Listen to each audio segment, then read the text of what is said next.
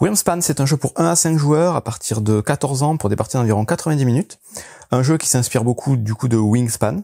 C'est d'ailleurs marqué sur la boîte. Donc Wingspan, c'était un jeu dans lequel on allait étudier des oiseaux existants, où il y a eu tout un travail encyclopédique où on va avoir toutes les caractéristiques de plein d'oiseaux et une mécanique de jeu assez particulière basée là-dessus.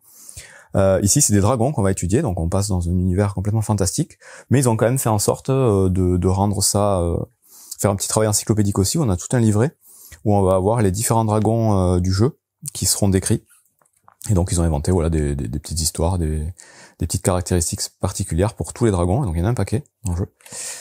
En termes de mécanique, donc le gros du jeu reste identique entre Wingspan et Wingspan, mais il y a quand même des différences assez notables qui font que les jeux sont quand même voilà assez différents et ce sera à vous de juger si vous trouvez judicieux d'acheter Wingspan alors que vous avez déjà Wingspan. Donc je vais vous expliquer comment ça marche et je vous laisserai vous faire votre avis. Pour la mise en place, on va avoir plusieurs plateaux principaux. Donc il y aura un petit plateau ici qui va servir de compteur de manches et sur lequel on va tirer des tuiles de récompense qui vont entrer en jeu à la fin de chaque manche. Donc ces tuiles, il y en a plusieurs dans la boîte et elles sont toutes recto verso. Donc au début de la partie, il faudra en sélectionner 4 et les placer aléatoirement donc en dessous de chacun des 4 tours que va durer une partie. Et donc un marqueur de compte tour qu'on met sur le premier tour pour le début de la partie. Ensuite, on a un plateau sur lequel on va placer des cartes dragons et des cartes cavernes. Donc les cartes cavernes, c'est une petite nouveauté par rapport à Wingspan. Donc on a tout un tas de cartes cavernes que vous avez ici, et surtout tout un tas de cartes dragons. Donc là, il y en a énormément, vous voyez. Donc il faut mélanger ces deux tas de cartes et piocher 3 cartes dragons, 3 cartes cavernes pour le début de la partie aussi. Ensuite, on a un petit plateau aussi qui n'existait pas dans Wingspan, qui est le plateau de la guilde draconique. Donc sur ce plateau-là, on va aussi placer une petite tuile de récompense. Donc ces tuiles-là, c'est pareil, il y en a plusieurs dans la boîte, il y en a 4 en fait. Et il faudra en sélectionner une aléatoirement, donc c'est aussi pour varier un peu les parties. Et la placer du bon côté par rapport au nombre de joueurs. Donc vous voyez ici c'est pour 2 ou 3 joueurs, et derrière c'est pour 4 ou 5 joueurs. Le mode solo d'ailleurs, oui, comme d'habitude, j'en parlerai pas. Donc il y a un automa, vous pouvez jouer en solo, mais j'ai pas du tout regardé. Donc je joue surtout à plusieurs. Ensuite, donc ça c'est pour la mise en place générale pour tout le monde. On va avoir des ressources. Donc il y a 4 types de ressources dans le jeu. Il y a des cristaux, de la viande, du lait et de l'or. Donc ces ressources, vous les mettez de côté, vous en faites un tas disponible, accessible à tous les joueurs. Vous allez avoir de l'argent, donc des petites pièces argentées comme ceci. Et vous allez avoir des œufs. Donc les œufs, vous pouvez les trier, ils sont de couleurs différentes, mais ça a aucune importance pendant le jeu. C'est juste esthétique, un œuf est un œuf. Donc quand on vous dira de prendre un œuf, vous prenez la couleur que vous voulez. Ça voilà, c'est pour la mise en place générale. Ensuite, chaque joueur va prendre un grand plateau comme celui-ci. Donc là j'en ai mis qu'un, comme d'habitude, pour expliquer, mais chaque joueur va en avoir un. Va avoir 8 cubes à sa couleur, donc on choisira chacun une couleur. Un petit personnage, un petit explorateur, qui va mettre sur son camp de base à gauche de son plateau. En début de partie, chaque joueur va récupérer 6 pièces d'argent. Donc les pièces d'argent vont surtout servir à faire les actions dans le jeu, vous allez voir.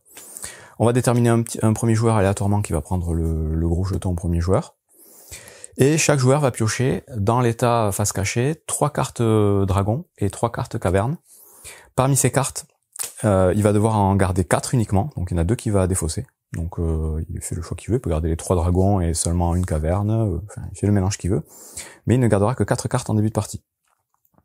Une fois qu'on a fait ça, chaque joueur va étudier ses cartes évidemment, et chaque joueur va pouvoir récupérer 3 ressources de son choix parmi la réserve. Donc ça peut être voilà, de lait, un or par exemple. Bon, généralement ça va dépendre des cartes dragons qu'on veut poser et du coût qu'ils vont nécessiter. Une fois qu'on a fait tout ça, on est prêt à commencer la partie. Une partie de Wingspan va durer 4 manches. Au début de chaque manche, en commençant par le premier joueur, on va alterner donc les actions en faisant une action par joueur, dans le sens aigu d'une montre. Les actions possibles, il y en a 3 principales. Ça va être excaver, attirer ou explorer. Sachant que explorer, ça va pouvoir se faire sur une des 3 lignes de notre plateau. Donc ce plateau, je vous l'explique de suite. Vous allez avoir 3 lignes principales, donc avec des couleurs différentes, donc rouge, jaune et violette. Chacune de ces lignes correspond à une caverne, une entrée de caverne. Donc vous avez en gros 3 cavernes que vous allez pouvoir explorer et excaver, donc pouvoir creuser à l'intérieur pour y attirer des dragons. Donc les zones les plus à gauche de votre plateau ont déjà été creusées, donc c'est déjà des cavernes, donc cette case, cette case et cette case. Ça veut dire que vous allez pouvoir y placer des dragons à l'intérieur directement. Par contre, les 3 cases suivantes sur chaque ligne ne sont pas encore creusées, et donc c'est là qu'il faudra utiliser les cartes cavernes pour venir les placer et créer une nouvelle galerie pour venir placer un dragon par-dessus. Ces cartes cavernes, elles sont de couleurs différentes, mais là encore, ça n'a aucun impact. Vous avez du jaune, vous avez du noir, vous avez du vert, par rapport aux couleurs du plateau. Donc là, vous voyez, le vert, vous n'avez pas de vert sur votre plateau, donc vous pouvez le mettre où vous voulez. Là, vous avez du jaune, vous n'êtes pas obligé de le mettre sur la ligne jaune, vous pouvez le mettre très bien sur le rouge ici. Donc ça, voilà, tenez-en compte, c'est pas un problème. Donc voilà, c'est une des différences principales avec Wingspan, c'est que avant de pouvoir poser des cartes dragons là, au lieu des oiseaux, il faudra d'abord creuser vos cavernes. Et ça va se faire évidemment de gauche à droite. Et de même pour poser le dragon, ce sera toujours de gauche à droite. Donc on va jouer un tour chacun en faisant une de ces 3 actions. Une fois que tout le monde a décidé de passer, donc à un moment donné on ne pourra plus jouer, plus faire d'action, donc on va passer. Quand tous les joueurs ont passé, on va passer à la fin de la manche. Donc la fin de la manche, ça consiste à activer tous les pouvoirs des dragons où il y aura ce petit symbole là, c'est les pouvoirs de fin de manche. Une fois qu'on a fait ça, on va regarder la petite tuile de fin de manche et entre les joueurs, on va regarder qui a le mieux répondu à cette contrainte pour gagner des points de victoire. Donc le premier gagnera 4 points, le deuxième 1 point, le troisième et les autres gagneront 0 pour la première manche. Et donc là, on va venir placer un petit cube de notre couleur pour dire où est-ce qu'on a marqué les points. Les points seront tous comptabilisés en fin de partie. Ensuite, on va passer à une phase de nettoyage. Donc on enlèvera les éventuels dragons qui vont rester ici et les éventuelles grottes qui vont rester ici. On les enlèvera toutes et on en mettra 3 nouvelles de chaque. Et chaque joueur va récupérer entre chaque manche 6 nouvelles pièces d'or, d'argent plutôt, et un œuf. Ensuite, on commence le deuxième tour de la même façon qu'on a fait le premier, et on va faire ça du coup 4 fois, à chaque fois exactement la même façon. Et à la fin de la 4e fois, il y aura un décompte de fin, une fin de partie, donc on comptera un peu tous les points, il y a un petit carnet prévu à cet effet, et celui qui aura le plus de points sera déclaré vainqueur tout simplement. Chaque joueur va aussi commencer la partie avec un œuf disponible sur sa réserve d'œufs ici, donc vous avez en bas du plateau, en bas à gauche, 2 nids qui vont vous permettre de stocker chacun un œuf. Donc en début de partie, vous pourrez en mettre un directement sur le plateau. Donc voyons en détail les différentes actions. Donc la première, excaver, c'est indiqué donc tout à gauche. On vous dit que pour excaver, il vous faut payer 1 pièce. Donc vous payez de votre réserve personnelle à la banque. Et éventuellement un coût indiqué sur la colonne que vous voulez excaver. Donc je vous dis, ça se fait de gauche à droite. Vous pouvez choisir n'importe laquelle de vos 3 lignes. La première cave que vous allez excaver, elle n'a pas de surcoût. La deuxième, par contre, elle va vous nécessiter de payer un œuf supplémentaire. Et la 3e colonne, ce sera 2 œufs supplémentaires. À chaque fois que vous devrez payer des œufs, vous pourrez les prendre n'importe où sur votre plateau, donc que ce soit dans votre petite réserve de stockage ici, ou sur les cartes dragons. Vous allez voir après comment marchent les cartes dragons. On pourra stocker aussi des œufs dessus. Donc voilà, vous payez 1 pièce plus éventuellement un œuf, et vous choisissez une carte grotte de votre main. Donc vous avez des cartes grottes que vous allez venir placer donc dans la ligne que vous voulez excaver, donc toujours de gauche à droite. Donc là, je suis obligé de mettre ici, ici ou ici. Je ne pourrais pas venir tout de suite excaver là. Ça n'a pas trop d'intérêt de toute façon. Une fois que j'ai placé ma carte, tout de suite, toutes les cartes cavernes fonctionnent dans le même principe. Elles ont un effet, donc vous voyez quand vous avez une carte comme ça avec une petite flèche, un effet immédiat au moment où on pose la carte. Donc là, on vous dit que tout de suite, je vais gagner une nouvelle carte caverne et un petit point sur ma guilde draconique. Je t'expliquerai après. Et c'est tout. Voilà. Là, j'ai fait mon action. Donc c'est indiqué. 1 pièce plus éventuellement un œuf. Jouez une carte de votre main sur l'espace le plus à gauche d'une caverne. Tout simple. Deuxième action possible, c'est attirer. Donc là, c'est jouer les cartes dragon. Donc là, c'est pareil. Il vous faut d'abord payer 1 pièce. Donc je vous dis les pièces, c'est un peu les actions. Et une fois que vous avez payé les pièces, il vous faut aussi payer le coût de pose des dragons. Donc le coût de pose des dragons, il est indiqué en haut à gauche de chaque carte dragon. Donc une carte dragon, comment ça se présente? Vous avez tout en haut le nom du dragon. Vous avez juste en dessous à gauche le coût qu'il va falloir payer en ressources à la banque pour pouvoir poser ce dragon. Sur la droite, vous avez le nombre de points de victoire que ce dragon va vous rapporter en fin de partie. En dessous, vous avez une caractéristique de taille, donc vous avez petit, moyen, grand et dragonné, donc ça je vous montrerai après, c'est des dragons un peu particuliers. Juste en dessous de la taille, vous avez le nombre d'œufs que le dragon peut stocker sur lui-même. Donc là, c'est variable. Ici, bon, il n'y en a que 1. Vous voyez ici, par exemple, c'est 2. Ça peut monter jusqu'à 4, je crois. Ensuite, vous avez une belle illustration de dragon. Donc toutes les cartes sont différentes dans le jeu. Donc ça, c'est même force que Wingspan. Hein. À ce niveau-là, il y a du gros boulot. Vous avez sur la gauche l'endroit, enfin le type de caverne dans lequel vous allez pouvoir poser votre dragon. Donc ça va être soit la ligne tout en haut, la ligne rouge, soit la ligne jaune, soit la ligne violette. Là encore, il y a certains dragons qui vont pouvoir être posés sur n'importe quelle ligne. D'autres qui auront la possibilité d'être posés sur 2 lignes différentes, mais quand il n'y en a qu'une, il faudra respecter cette condition. Ensuite, en bas à droite, vous avez un trait de caractère. Donc vous avez des dragons timides, des dragons serviables, il y en a des agressifs, il y a différents types de caractères. Ça va avoir un intérêt pour les objectifs de fin de manche éventuellement, ou pour des capacités de dragon, faudra les lire. Et enfin, tout en bas, dans le bandeau du bas, vous allez avoir des capacités qui, elles, seront différentes. Je vais les expliquer après. Donc, quand vous voulez attirer un dragon dans votre caverne, vous allez prendre un dragon de votre main, payer donc la pièce comme je vous ai dit, payer le coût en ressources qui est marqué juste en dessous de son nom. Donc là, par exemple, ce serait une pièce supplémentaire. Donc je paierai une pièce supplémentaire. Et poser enfin ce dragon obligatoirement sur une caverne excavée, donc soit une des 3 premières qui sont déjà excavées, soit une carte que vous avez posée en suivant, et le placer donc sur la caverne la plus à gauche de la ligne qui correspond à la contrainte de la carte. Donc ici c'est du jaune, je suis obligé de le mettre sur la ligne jaune. Une fois que vous avez fait ça, vous regardez éventuellement si vous avez une capacité qui s'applique à la pose, donc comme par exemple celle-ci, qui vous dit, au moment où vous posez votre dragon, excavez gratuitement un espace avec une carte caverne de votre main. Donc là, ça veut dire que tout de suite, vous allez pouvoir reposer une carte caverne sur la ligne que vous voulez, sans payer de pièces ni d'œufs. Quand on vous dit gratuitement, vous payez pas les surcoûts. Et c'est tout pour l'action attirer, donc, poser des cartes dragon sur notre plateau. Autre action du jeu, c'est l'action explorer. Donc l'action explorer, son coût, il est indiqué à gauche de chaque caverne. Pour explorer, vous allez devoir choisir la caverne que vous allez vouloir explorer. Vous allez prendre votre petit personnage.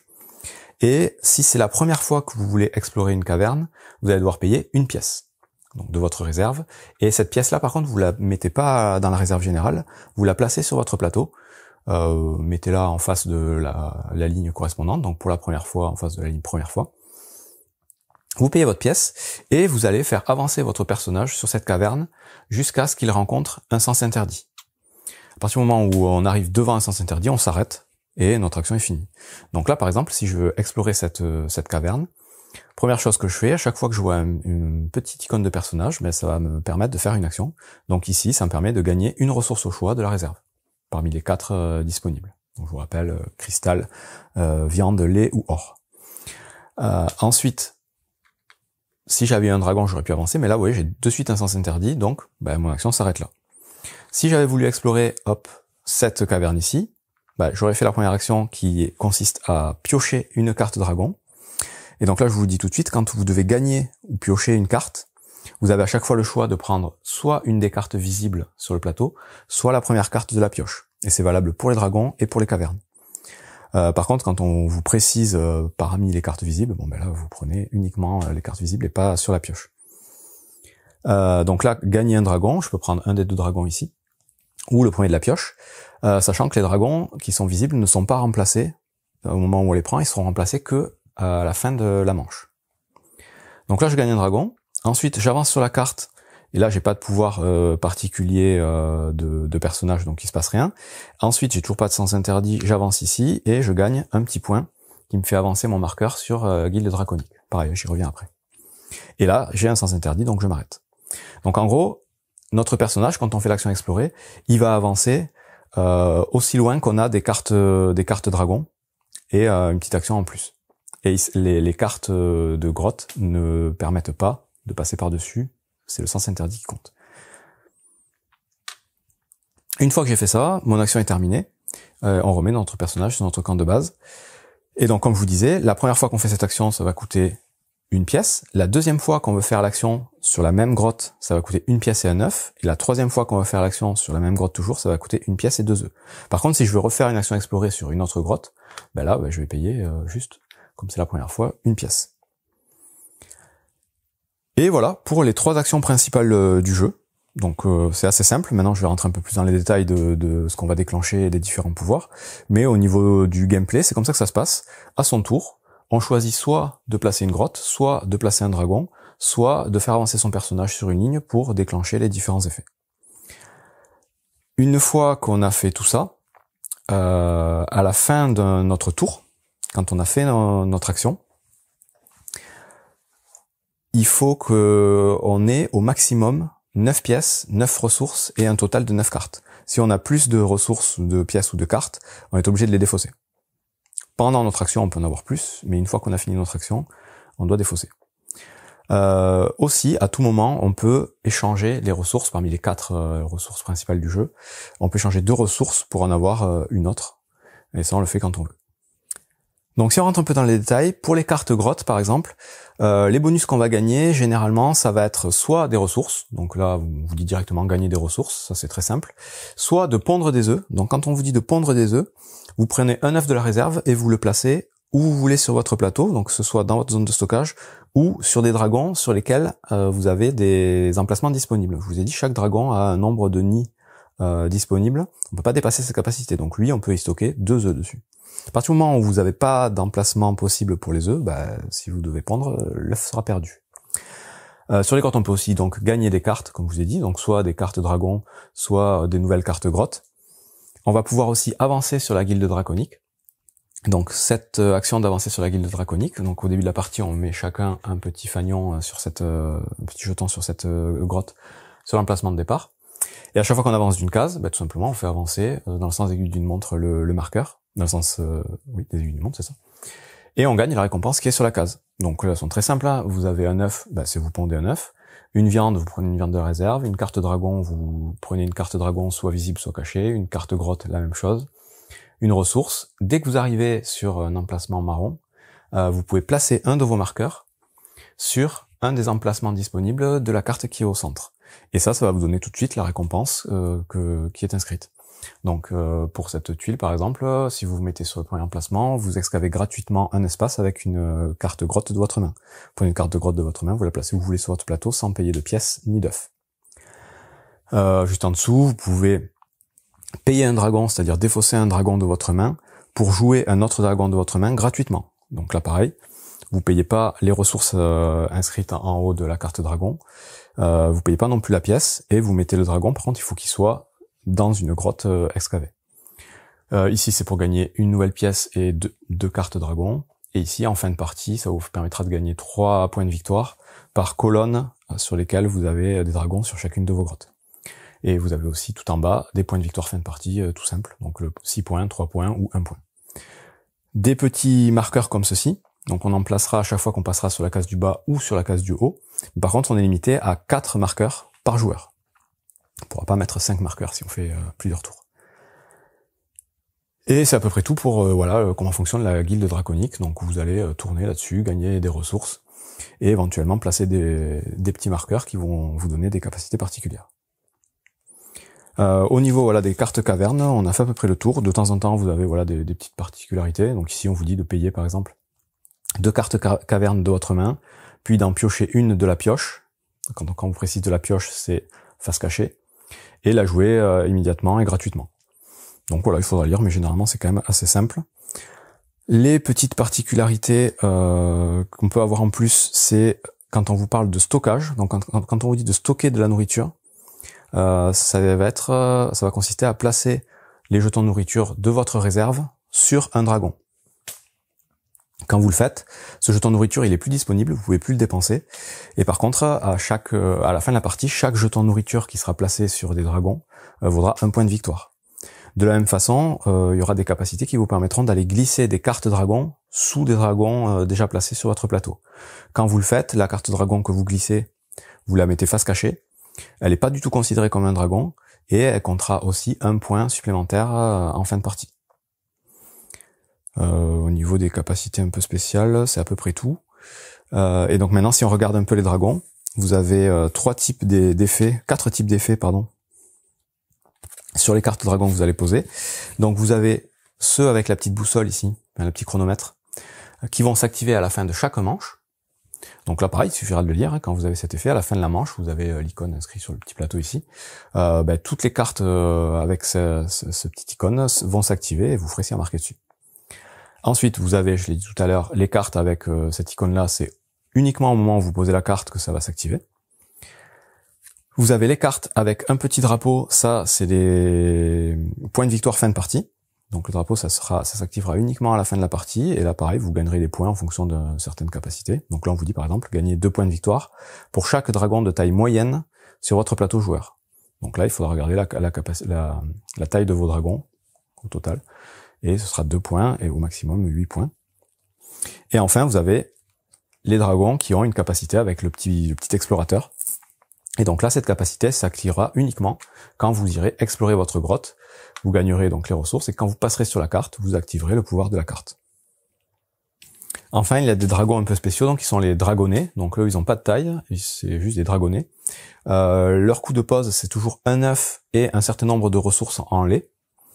Et bon, ils ont toujours un endroit particulier. Donc le plus souvent, les dragonnés, ils se positionneront sur la ligne du bas, quasiment systématiquement, et de temps en temps vous aurez la possibilité de les mettre sur des lignes au-dessus, mais c'est assez rare.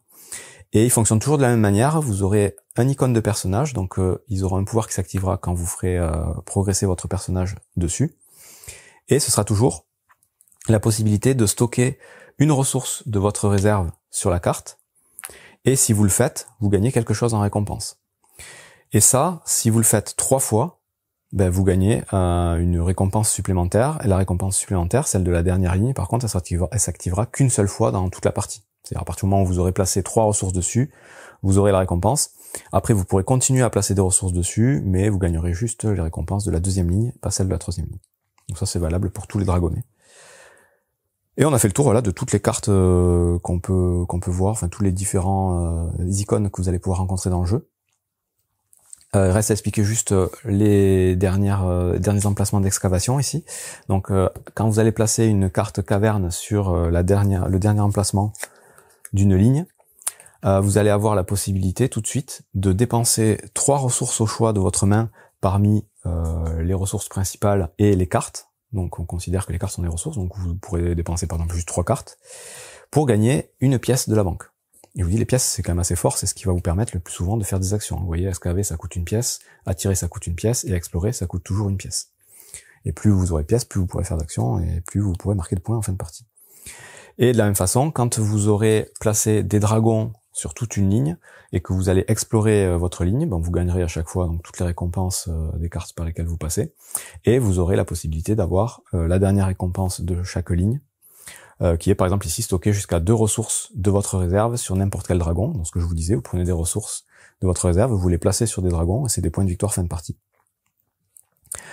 Ici, ça va vous permettre de glisser jusqu'à 2 cartes dragons de votre main sous n'importe quel dragon. Exactement le même principe. C'est aussi des points de fin de partie par carte qui sont placés dessous. Et la dernière, c'est de défausser des cartes grottes de votre main pour pondre des œufs. Là, vous pondrez 2 œufs par carte défaussée. Et là, pareil, les œufs, vous les posez, comme je vous ai dit, soit dans votre stockage ici, vous avez 2 emplacements, soit sur les cartes dragons. Et là aussi, les œufs, c'est un point de victoire en fin de partie. Je crois qu'on a fait le tour de toutes les règles du jeu, donc c'est pas très compliqué comme jeu, hein, mais en termes de choix et de mécanique, il y a pas mal de choses à faire. Donc je récapitule. Votre tour, vous faites une des 3 actions principales, puis c'est au joueur suivant de faire une de ces actions, et on tourne comme ça jusqu'à ce que, généralement, on n'ait plus d'argent pour pouvoir faire des actions. C'est généralement comme ça que ça s'arrête. Une fois que tout le monde a passé, parce qu'il avait plus d'argent, chaque joueur, dans l'ordre du tour, en commençant par le premier joueur, va activer les capacités de petits chronomètres de ces dragons. Puis on va regarder là par exemple combien de dragons au caractère joueur chaque joueur a sur son plateau. Et celui qui en aura le plus mettra son marqueur sur la première ligne.